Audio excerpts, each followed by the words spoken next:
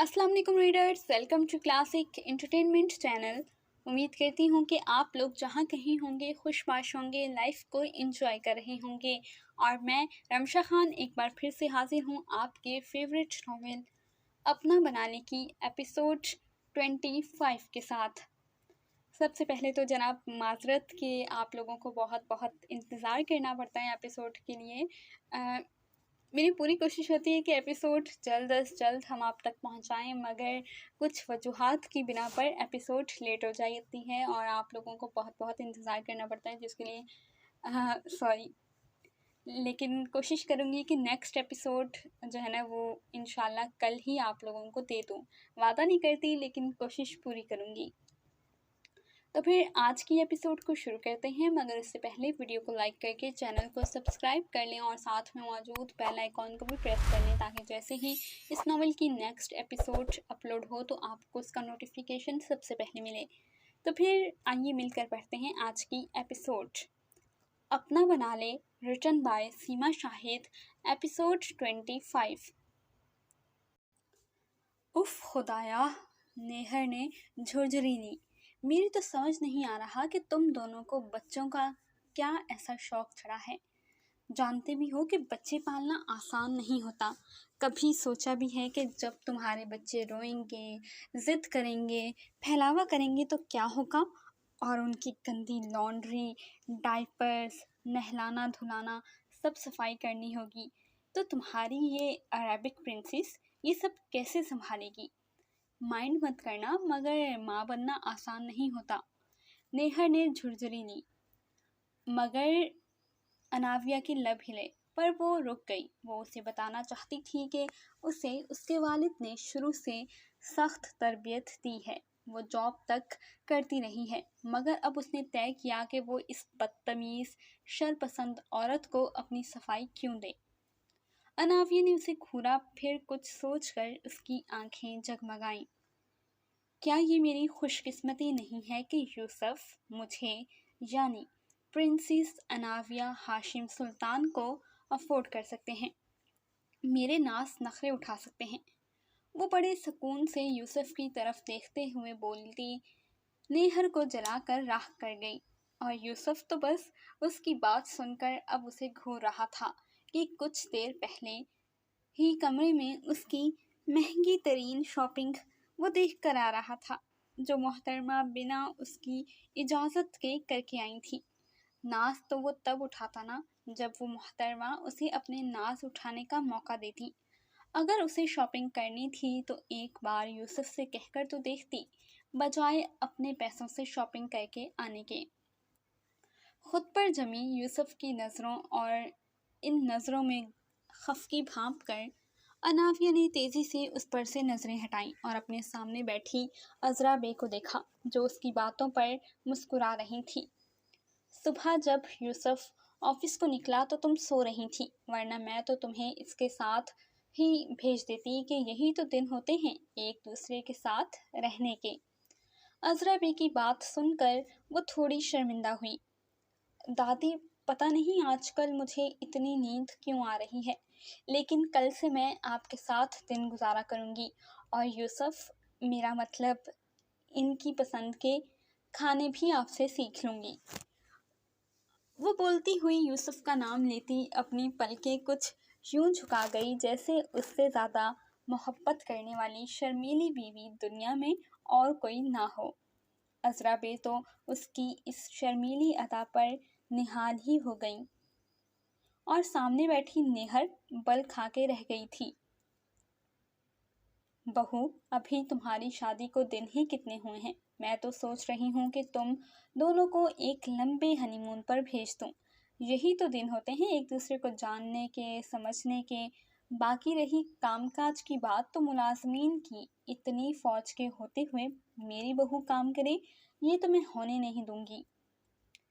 दादी की बात सुनकर नेहर जुज़बुज़ होती पहलू बदल कर रह गई थी कि यहाँ तो सब ही इस कल की आई लड़की को सर पर चढ़ा रहे थे। सुल्ताना भी सबकी बातों से बेनियाज। यूसुफ ने नैपकिन से मुंह साफ करके सुल्ताना को आवाज़ दी, यूसुफ बे, سلطانہ فوری اس کے پاس آئیں۔ دادی اور مس نیہر کا تو مجھے نہیں پتا، لیکن میں اور میری وائف آپ کے ہاتھ کا بنا کیک کھانا چاہتے ہیں، لے آئیں۔ یوسف کی بات سن کر سلطانہ مسکراتی ہوئی کیک لینے چلی گئی تھی۔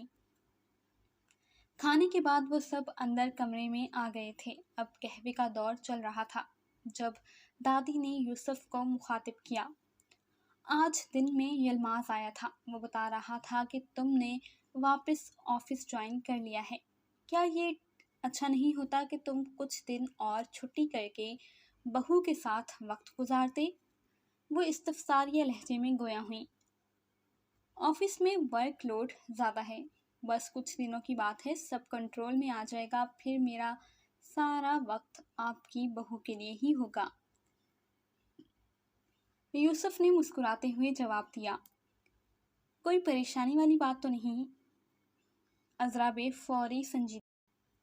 یلماز یوسف کی کمپنی کا ایگزیکٹو اسسٹنٹ جو یوسف سفیر کی غیر موجودگی میں سارا آفس سنبھالتا تھا۔ اس کے ہوتے یوسف کا نئی نویلی دلہن کو چھوڑ کر آفس سنبھالنا اچنبھے کی بات تو تھی۔ دادی آپ جانتی تو ہیں کہ سال کا یہ وقت ہمارے بزنس میں کتنا مصروف ہوتا ہے۔ میں بڑی مشکل سے وقت نکال کر آپ سے ملنے آیا تھا، اور کل مجھے اور اینی کو مل کر کچھ اہم کاغذی کارروائی کی سیٹلمنٹ کا کام کرنا ہے۔ اس کے بعد میں پہاڑوں کی طرف نکلوں گا، وہاں کھدائی شروع ہو رہی ہے۔ عذرا بے سے بات کرتے کرتے اس نے اناویہ کو دیکھا جو حیرت سے اس کے جانے کی بات پر اسے دیکھ رہی تھی۔ اس کی آنکھوں میں دکھ ہلکوری لیتا صاف نظر آ رہا تھا۔ ظاہر ہے اس کے لیے یوسف کے یوں اچانک جانے کی خبر شاکنگ ہی تھی۔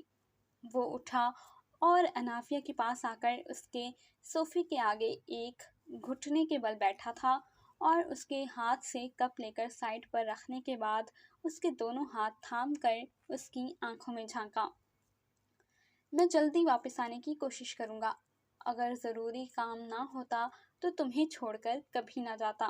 اس نے اناویہ کی آنکھوں میں ابھرتی نمی کو آگے جھک کر اپنی انگلیوں کی پوروں سے صاف کیا۔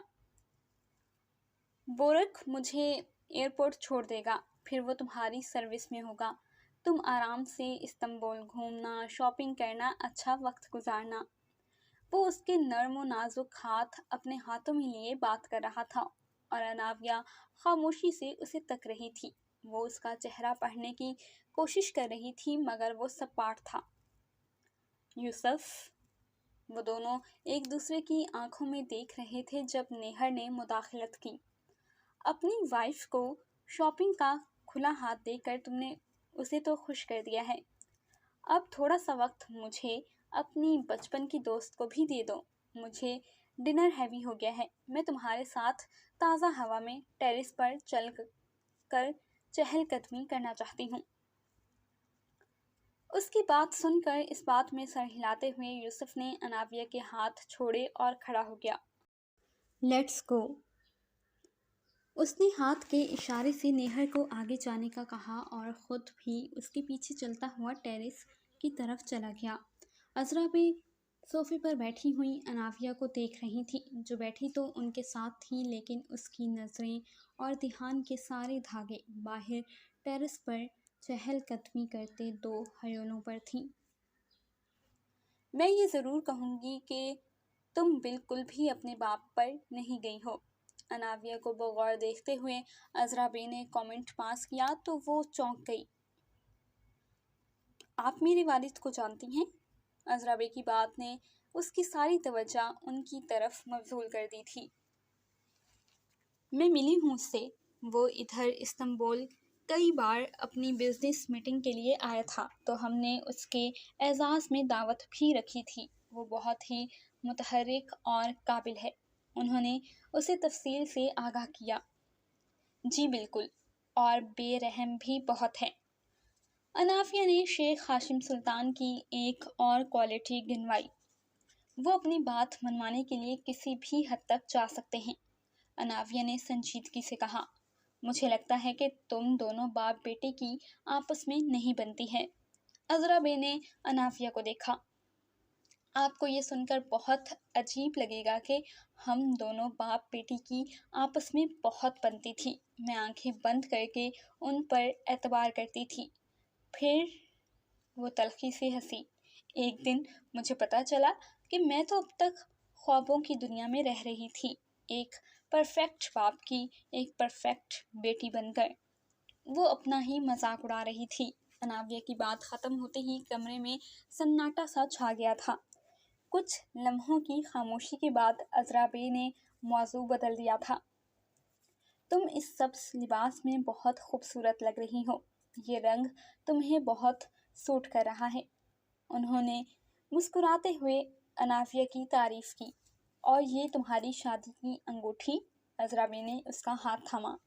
مجھے بہت خوشی ہے کہ اپنی ماں کی یہ خاندانی انگوٹھی یوسف نے اپنی من پسند بیوی کو دی۔ کیا تم جانتی ہو کہ یہ انگوٹھی میرے بیٹے نے خود بنا کر میری بہو کو دی تھی؟ وہ پرانی یادوں کو سوچتی مسکرائیں۔ جی، یوسف نے بتایا تھا۔ وہ پلکیں جھکا گئی اور مجھے خود پر بہت فخر محسوس ہوا تھا کہ یوسف نے مجھے اس قابل سمجھا کہ اپنی ماں کی انگوٹھی مجھے پہنائی۔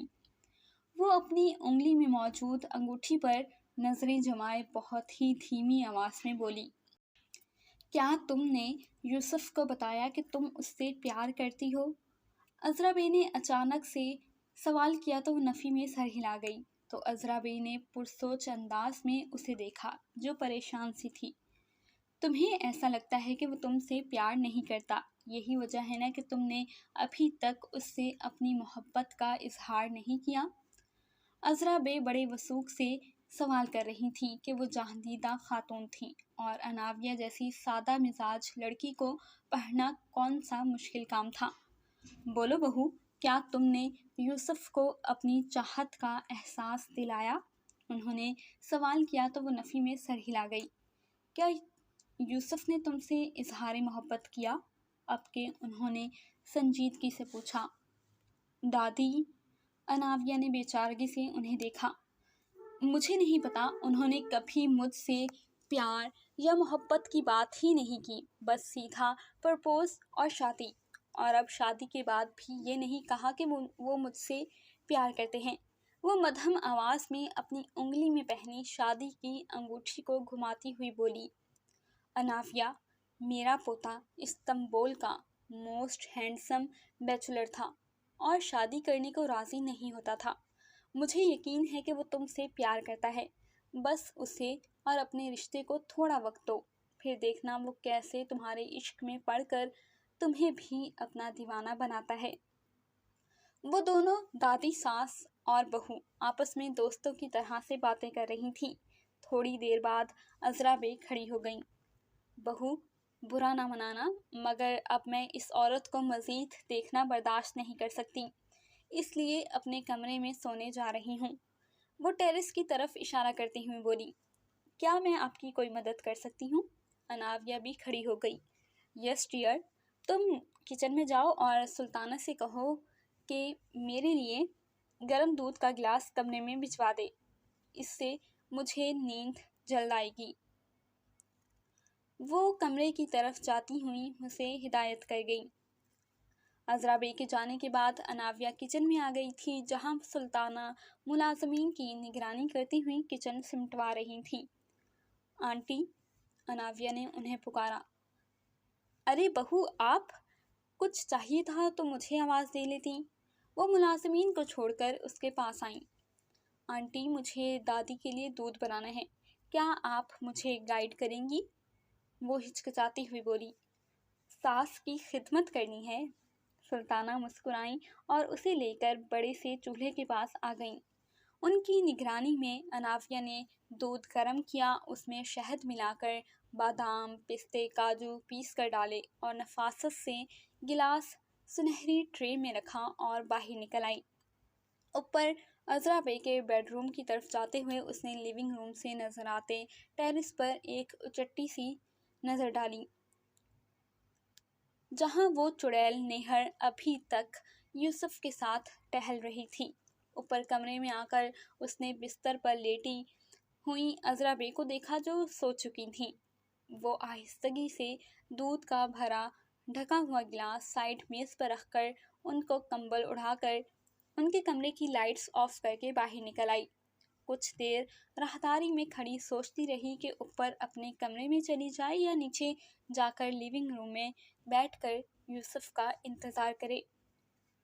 वो मेरा शौहर है, मेरा हक बनता है कि मैं उस पर नज़र रखूं। वो खुद को समझाती हुई नीचे लिविंग रूम में आई और उधर की सारी लाइट्स ऑफ करके टेरेस के पास रखे सोफे पर धुंस कर बैठ गई कि यहाँ से उसे यूसुफ और वो टर्किश चुड़ैल साफ नजर आ रहे थे।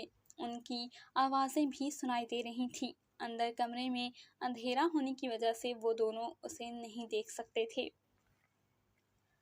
नेहर उसके साथ वॉक करना चाहती थी। वो चाहता तो इनकार भी कर सकता था, मगर कुछ सोचकर वो उसके साथ टेरेस पर आ गया था। नेहर के साथ ठंडी ठंडी हवा में चहलकदमी करते हुए उसका ध्यान लिविंग रूम में मौजूद दादी और अनाविया पर ही फोकस था, जिसे भांपकर नेहर ने उससे बचपन की जज्बाती बातें शुरू कर दी थी। अंधेरा फैल चुका था और दादी और अनाविया दोनों ही शायद अपने कमरों में चली गई थी। नेहर, अंदर चलो, उसने नेहर को टोका। बस थोड़ी सी देर और यूसुफ, नेहर ने रिक्वेस्ट की। यूसुफ, अब जब मैं अनाविया का बैकग्राउंड जान चुकी हूँ तो मुझे अंदाज़ा हो रहा है कि तुमने इतनी जल्दी में उससे शादी क्यों की, और वो ठीक ठाक अट्रैक्शन भी रखती है। कम से कम इतनी अपील तो वो रखती ही है कि तुम जैसे खड़ूस को अपने साथ बांध लिया है उसने। अब देखते हैं कि तुम्हारा दिल कब भरता है उससे। वो उसकी ज़ातियात में घुस रही थी। बस अब मज़ीद एक लफ्ज़ नहीं। यूसुफ सफ़ीर की बेइंतहा सर्द आवाज़ उभरी, जिसे सुनकर अंदर बैठी अनाविया ने भी अपनी सांसें रोक ली थीं। अनाविया मेरी बीवी है और हमारी शादीशुदा ज़िंदगी कैसी है ये तुम्हारा कंसर्न नहीं होना चाहिए। यूसुफ का लहजा सख्त था। यूसुफ, नेहर की आंखों में नमी उभरी, तुम जानते हो ना कि बचपन से मैंने सिर्फ तुम्हें चाहा है, तुम्हें पाने की हर मुमकिन कोशिश की है। तुम जानते हो ना, तो फिर तुमने ऐसे कैसे किसी भी लड़की को मुझ पर फौकियत दी। मैं, नेहर भराए हुए लहजे में इस्तफसार कर रही थी। लिसन नेहर, यूसुफ ने अपने हाथ उसके बाजुओं पर रखे, मैं चाहता हूँ कि तुम ये बात जान लो कि अनाविया मेरे लिए सिर्फ एक खूबसूरत औरत या बीवी नहीं है, वो मेरी बेस्ट फ्रेंड है, मेरी रूह की तस्कीन है। और वो रुका। और भी कुछ रह गया है क्या? नेहर ने ज़ख्मी नज़रों से उसे देखा। मेरे बच्चों की माँ भी वो ही बनेगी।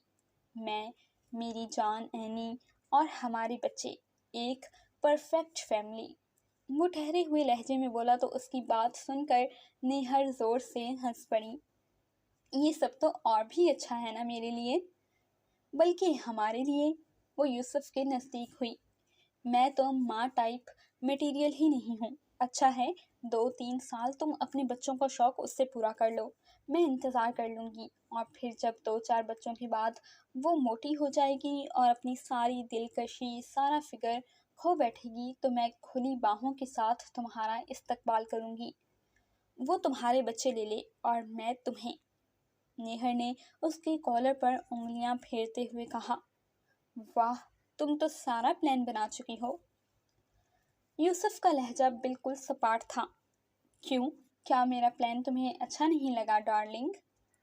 पंजों के बल उचकते हुए नेहर ने अपने लब यूसुफ के लब से मस किए और अंदर अंधेरे में बैठी अनाफिया का चेहरा धुआं धुआं हो गया कि यूसुफ ने उसे खुद से दूर नहीं किया था और अपने लब बुरी तरह से काटती वो सोफे से खड़ी हो गई कि अब उसे उन दोनों को मज़ीद देखने और सुनने की बर्दाश्त नहीं थी। उसकी आंखों में कोशिश के बावजूद आंसू उतरते चले आ रहे थे और हाथ पैर बर्फ से ठंडे पड़ गए थे। जारी है। जी तो रीडर्स, कैसी लगी आपको आज की ये एपिसोड? उम्मीद करती हूँ कि पसंद आई होगी। और ये नेहर चुड़ैल के तो शैतानी दिमाग में नित नए आइडियाज़ और खुराफाती प्लान बनते रहते हैं। अब क्या होगा? क्या यूसुफ नेहर की बातों में आकर अनाफिया को छोड़ देगा, या अनाफिया जो है वो अपने कदम यूसुफ के दिल और उसके घर में जमा कर रखेगी? ये सब जानने के लिए इंतज़ार कीजिए एपिसोड 26 का, जो कि इंशाल्लाह बहुत जल्द या फिर कल ही मैं आप लोगों के लिए लेकर हाजिर होंगी, लेकिन आपके अच्छे से रिस्पॉन्स पर। तो जल्दी से अच्छा सा रिस्पॉन्स दीजिए। तब तक मैं रेडी करती हूँ आप लोगों के लिए एपिसोड 26, और मिलते हैं एपिसोड 26 के साथ। तब तक अपना ढेर सारा ख्याल रखिएगा और मुझे और सीमा शाहिद को अपनी दुआओं में याद रखिएगा। अल्लाह निगहबान।